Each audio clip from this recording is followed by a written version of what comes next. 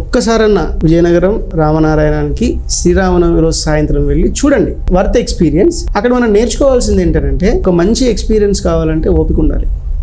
First ఓపిక ఉండాలి. It is not 2 minute Maggi noodles, గుర్తుంచుకోండి.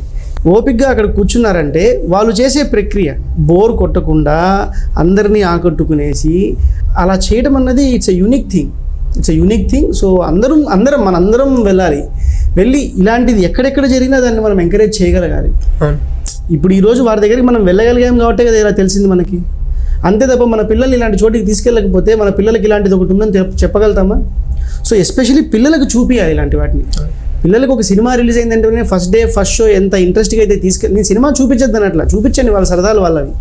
కానీ పండగ వచ్చిన రోజు నువ్వు గుడికి తీసుకెళ్ళి గుడిలో ఫంక్షన్ ఇలా జరుగుతుంది, ఫంక్షన్ యొక్క గొప్పతనం, మంత్రం గొప్పతనం ఇది, తంత్రం గొప్పతనం ఇది, పాట గొప్పతనం ఇది. పాట అంటే సినిమా పాట కాదు, దేవుడి పాట.